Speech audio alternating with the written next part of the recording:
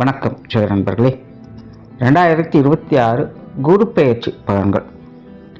2026 June மாதம் குருவானவர் மிதுன ராசியிலிருந்து கடகராசிக்கு பெயர்ச்சியாகி அங்கே உச்ச கதியில் அடுத்த ஒரு வருட காலத்துக்கு சஞ்சாரம் செய்வாங்க.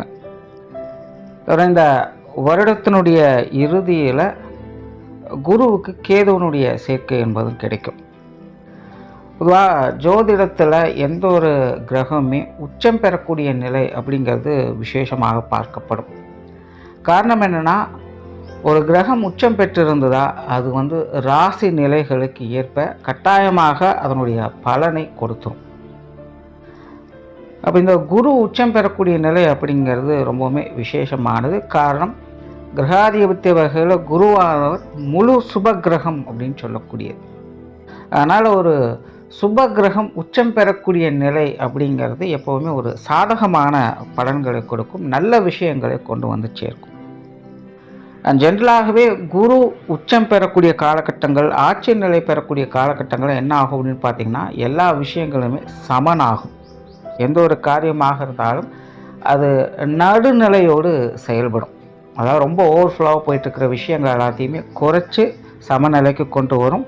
ரொம்ப அடிமட்டத்தில் இருக்கக்கூடிய விஷயங்கள் எல்லாத்தையுமே டெவலப் பண்ணி அதையும் ஒரு சமநிலைக்கு அது கொண்டு வந்து சேர்க்கும். ஸோ இப்படி எல்லா விஷயங்களையுமே நிறை குறைகளுக்கு தகுந்த மாதிரி அதை சமன்படுத்தும், பண்படுத்தும்னு சொல்லலாம். ஆனால் இந்த குருனுடைய நிலையானது இந்த அராஜக விஷயங்களையும் கொஞ்சம் கட்டுப்படுத்தவே செய்யும். அதாவது அதர்ம விஷயங்கள் குறைந்து தர்ம விஷயங்கள் மின்னுயிரும் சொல்லலாம். தவிர இந்த இயற்கை சம்பந்தப்பட்ட விஷயங்களும் கூட நல்ல வகையில் பயன் தரக்கூடிய வகையில் அமையும். அதனால் இந்த குரு உச்சம் பெறக்கூடிய அந்த காலகட்டங்களில் பார்த்திங்கன்னா நல்ல மழை வளம் என்பது இருக்கும். விவசாயம் சார்ந்த வியாபாரங்கள் அப்படிங்கிறது நல்லபடியாக அமையும். ஆன்மீகம், அறிவியல், கல்வி ரீதியான விஷயங்கள், வித்வத்தன்மை பலம் பெறக்கூடிய நிலைகள், குழந்தைகளுடைய முன்னேற்றம் சார்ந்த விஷயங்கள், சொத்து சுகங்கள் சம்பந்தப்பட்ட விஷயங்கள், பொருளாதார நிலைகள், இது எல்லாமே பார்த்திங்கன்னா ஒரு சீரான நிலைகளுக்கு அது மாற ஆரம்பிக்கும். அதாவது எந்த ஒரு நிறை குறையும் இல்லாத அமைதியான சுமூகமான நிலைகள் எதுவோ அந்த நிலைகளுக்கு கொண்டு சேர்க்கும். அதற்கான வழிகளை இந்த காலகட்டம் காமிக்கும். சுருக்கமாக சொல்லணும்னா, ஒரு பீஸ்ஃபுல்லான லைஃபுக்கு என்ன தேவையோ அந்த விஷயங்கள் இந்த காலகட்டங்களில் மேலோங்கும் அப்படின்னு சொல்லலாம். பொருளாதாரம் அப்படின்னு சொல்லும்போது இப்போது தங்கம் அப்படிங்கிறது ரொம்ப ட்ரெண்டிங்காக இருக்குது. ரொம்ப நாளுக்கு நாள் உயர்ந்துக்கிட்டே இருக்குதுன்னு சொல்லிகிட்டு இருக்கு. நிறைய பேர் தங்கம் விலை அப்படிங்கிறது உயரும் உயரும் அப்படின்னு சொல்லிகிட்டு இருக்காங்க. ஆனால் நான் இந்த வருட பலன்களையும் சரி, இதற்கு முன்னாடி போட்ட சனிப்பெயர்ச்சி பலன்களையும் சரி, தங்க நிலை அப்படிங்கிறது கரெக்ஷன் ஆகும் தான் சொல்கிறேன். குறிப்பாக இந்த வருட கடைசி வரைக்கும் பார்த்திங்கன்னா தங்கத்தினுடைய விலை கொஞ்சம் குறைஞ்சிட்டு தான் வரும். பெரிய அளவில் மேலே போகிறதுக்கு வாய்ப்பு இல்லை. இந்த கேதுவனுடைய சேர்க்கையெல்லாம் குரு கிராஸ் பண்ணதுக்கு அப்புறமா தங்கத்தில் சிறு சிறிதாக முதலீடு பண்ணுங்கள். அது உங்களுக்கு லாங் டேர்மில் ஒரு நல்ல அசட்டாக அமையும். இப்போதைய நிலையில் வெயிட் பண்ணுறது தான் நல்லது. அதைத்தான் கிரகங்கள் சொல்லுது. ஸோ பொதுவான வகையில் இந்த குருவனுடைய அமைப்பானது எல்லா விஷயங்களையுமே ஒரு சமச்சீரான வகையில் செயல்படும்னு சொல்லலாம். இனி மேற்கொண்டு உங்களுடைய ராசி மற்றும் லக்னத்துக்கு இது என்ன மாதிரியான பலன்களை கொடுக்குது அப்படிங்கிறத பார்க்கலாம். நீங்கள் சொல்லக்கூடிய விஷயங்கள் எல்லாமே உங்களுடைய ராசிக்கும் பொருந்தும், லக்ன ரீதியாகவும் அது பொருந்தும். கன்னி ராசி, கன்னி லக்னம். கன்னியை பொறுத்த வரைக்கும் குரு இது வரைக்கும் 10ஆம் இடத்துல சஞ்சாரம் செய்தாங்க. இனி அடுத்த ஒரு வருட காலத்துக்கு உங்களுடைய லாபஸ்தானத்தில் சஞ்சாரம் செய்வாங்க, அதுவும் உச்சகதியில். பொதுவாகவே லாபஸ்தானத்தில் எந்த ஒரு கிரகம் இருந்தாலும் அது ஸ்தானாதிபத்திய வகையில் அது நல்ல பலன்களை கொண்டு வந்து சேர்க்கும். அப்படி கன்னிக்கு உங்களுடைய லாபஸ்தானத்தில் குருவானது உச்சம் பெற்ற நிலைகளை சஞ்சாரம் செய்யக்கூடிய இந்த காலகட்டம் ரொம்பவுமே ஒரு சாதகமான நிலைகளாக பார்க்கப்படுது. ஸோ கன்னி ராசி, கன்னி லக்னக்காரங்களுக்கு எதிர்பாராத அதிர்ஷ்டம், யோகம் போன்ற நிலைகள்லாம் இந்த காலகட்டங்களில் உண்டு. குறிப்பாக இந்த சொத்து சுகங்கள் வகையில், வீடு நிலவரங்கள் சம்மந்தப்பட்ட விஷயங்களில், குழந்தைகள் சம்மந்தப்பட்ட விஷயங்களில், கல்வி வித்தை சம்பந்தப்பட்ட விஷயங்களில் கன்னி ராசி கன்னி லக்னக்காரங்களுக்கு ஒரு சாதகமான அமைப்புகளை இந்த காலகட்டங்களில் பார்க்கலாம். அதே போல் இது சார்ந்த சுப விசேஷங்கள் காரியங்கள் போன்ற நிலைகளையும் இந்த காலகட்டங்களில் நீங்கள் பார்க்கலாம். கண்டிப்பாக கன்னிராசி கன்னி லக்னத்தாருடைய இல்லங்களில் அடுத்த ஒரு வருட காலத்துக்குள்ளே ஒரு சுப விசேஷம் அப்படிங்கிறது நடக்கும். அது திருமண விஷயங்களாக இருக்கலாம், குழந்தைகளுக்கான சுப காரியங்களாக இருக்கலாம், அல்லது பெற்றோர்களுக்கான சுப காரியங்களாக இருக்கலாம்.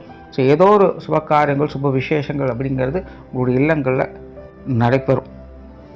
பட் அதே நேரம் இது எல்லாமே கொஞ்சம் அலைச்சல் தரக்கூடிய விஷயங்களாகவும் மாறும். அதாவது கிரகாதிபத்திய வகையில் பார்க்கும் பொழுது கன்னிக்கு குரு எப்போவுமே சாதகமான நிலைகள் தான். பட் அதுவே ஸ்தானாதிபத்திய வகையில் பார்க்கும் பொழுது குருவானவர் பாதகாதிபதியாகவும் வருவாங்க. ஸோ பாதகாதிபதி லாபஸ்தானத்தில் அது உச்சம் பெற்ற நிலைகள் சஞ்சாரம் செய்யும் பொழுது கண்டிப்பாக லாபங்கள் ஆதாயங்களுக்கு குறைவு இருக்காது. ஆனால் அது சின்ன பாதகமான விஷயங்களும் உடன் செஞ்சுக்கிட்டு தான் இருக்கும். கொஞ்சம் அதனுடைய குடும்பத்தனத்தையும் சேட்டையும் காமிச்சுக்கிட்டு தான் இருக்கும். அதனால் கன்னிராசி கன்னி லக்னத்தை பொறுத்த வரைக்கும் எல்லாமே ஓகே தான். பட் அதை கேர்லெஸ்ஸாக டீல் பண்ணாதீங்க. எதுவாக இருந்தாலும் கொஞ்சம் கண்ணும் கருத்துமாக பார்த்துக்கங்க. குறிப்பாக குருவை பொறுத்த வரைக்கும் பெரிய இக்கட்டான விஷயங்கள் எதுவும் செய்ய மாட்டார். நெகட்டிவான விஷயங்கள் எதுவும் அவ்வளோ சீக்கிரம் செய்யறது இல்லை. ஆனால் குருவை பொறுத்த வரைக்கும் கொஞ்சம் ட்ரிக்காக சில விஷயங்களை செய்யும். என்னென்னா டைம் டிலே பண்ணி விட்டுடும். ஸோ குருவை பொறுத்த வரைக்கும் கெட்டதை செய்கிறது அப்படிங்கிறது நேரடியாக செய்கிறது இல்லை. அதற்கு பதிலாக நல்லதை கால தாமதப்படுத்தி அது கொடுக்கும். பொதுவாக மனிதர்களுக்கு ஒரு இயல்பு என்னென்னா, பசி எடுக்கும்போது சாப்பிட்டாதான் பசி அப்படிங்கிறது தீரும். ஆனால் பசியே வெறுத்து போச்சுன்னா அதுக்கப்புறம் சாப்பிட்டாலும் அது திருப்தி அப்படிங்கிறது கிடைக்காது. ஸோ அப்படி தான் சில விஷயங்கள் கால தாமதமாக கிடைக்கக்கூடியது நமக்கு பெரிய அளவில் அது திருப்தியை கொடுக்கறது இல்லை. நல்லது தான், கிடைச்சது சந்தோஷம்தான். ஆனாலும் அதனால் என்ன பிரயோஜனம் அப்படின்னு கேட்குற மாதிரி தான் இருக்கும். ஸோ அந்த மாதிரி சில குதர்க்கமான வேலைகளையும் செய்யலாம். ஸோ கன்னிராசிக்காரங்க அதை கொஞ்சம் கவனமாக பார்த்துக்கங்க. மற்றபடி குரு அப்படிங்கிறது நல்ல விஷயங்களை தான் கொடுக்கும். அதில் எந்த ஒரு பிரச்சனையும் இல்லை. தொழில் வேலை உத்தியோகம் சம்மந்தப்பட்ட விஷயங்கள் கண்டிப்பாக கன்னிராசி கன்னி லக்னக்காரங்க இந்த காலகட்டங்கள் நல்ல விஷயங்களை பார்க்கலாம். இதற்கு முன்னாடி 10ஆம் இடத்துலேருந்து படாதபாடுபடுத்திட்டார். அதாவது வேலை மட்டும்தான் செய்கிறோமே தவிர அந்த ரிஸ்க்கு ஏற்ற ரிவார்டு இல்லாமல் போயிடுச்சு. ஸோ அந்த பிரச்சனைகள்லாம் இந்த குரு பயிற்சிக்கு பிறகு கன்னிராசி கன்னி லக்னக்காரர்கள் முழுவதுமாக மாறும். ஸோ தொழில் வேலை உத்தியோகமாக ஒரு நல்ல விஷயங்கள் இந்த காலகட்டம் பார்க்கலாம். நிறைய ஆதாயம் தரக்கூடிய விஷயங்கள், அனுமூலமாக மாறக்கூடிய விஷயங்கள் எல்லாமே நல்லபடியாக அமையும். வெளியூர் மற்றும் வெளிநாடு சம்பந்தப்பட்ட விஷயங்களை மட்டும் கொஞ்சம் கவனமாக இருங்க. குறிப்பாக இந்த வெளியூர் சம்மந்தப்பட்ட விஷயங்கள் கொஞ்சம் அலைச்சலை கொடுக்க தான் செய்யும். வெளிநாடு சம்மந்தப்பட்ட விஷயங்கள் கூட ஓரளவுக்கு அனுசரித்து போகலாம். பட் பொதுவாக இந்த விஷயங்களில் கொஞ்சம் நிதானத்தோடு செயல்படுறது நல்லது. அதே போல் வேலை மாற்றங்கள், தொழில் மாற்றங்கள், இடமாற்றங்கள் போன்ற விஷயங்கள் எல்லாமே இந்த காலகட்டங்கள் கன்னிராசி கன்னி லக்னக்காரங்களுக்கு சாதகமாக தான் இருக்கும். அண்ட் பொருளாதார ரீதியாகவும் இந்த காலகட்டங்கள் ஓகே தான். பட் என்னென்னா கன்னியை பொறுத்த வரைக்கும் இது ஓகே அப்படின்னு சொல்லக்கூடிய நிலைகளாக தான் இருக்குது. ரொம்ப நல்ல விஷயம் அப்படின்னு சொல்லக்கூடிய நிலைகள் இல்லை. கண்டிப்பாக கன்னியை பொறுத்த வரைக்கும் பொருளாதார ரீதியான வரவுகள் அப்படிங்கிறது கண்டிப்பாக இருக்கும். பட் அதை சரியான முறையில் சேமிப்புகளாக மாற்றுறது அப்படிங்கிறது உங்கள் திறமை பொறுத்து தான் இருக்குது. ஏதோ ஒரு வகையில் செலவுகள் அப்படிங்கிறது இருந்துக்கிட்டு தான் இருக்கும். சுப செலவுகளாக கூட அது இருக்கலாம். நல்ல விஷயம் என்னென்னா வரவுகளுக்கு குறைவு இருக்காது.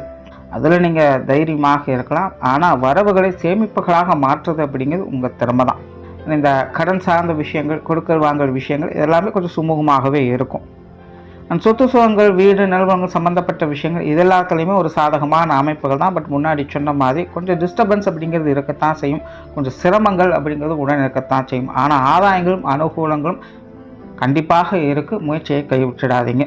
குறிப்பாக இந்த அசட் மூலமாக வருமானம் பெறக்கூடிய அமைப்புகள்லாம் இந்த காலகட்டங்களில் சிறப்பாக இருக்குது. அதே போல் இந்த அசட் மூலமாக கைமாற்றக்கூடிய விஷயங்கள் எல்லாமே இந்த காலகட்டங்களில் சிறப்பாகவே இருக்கும்.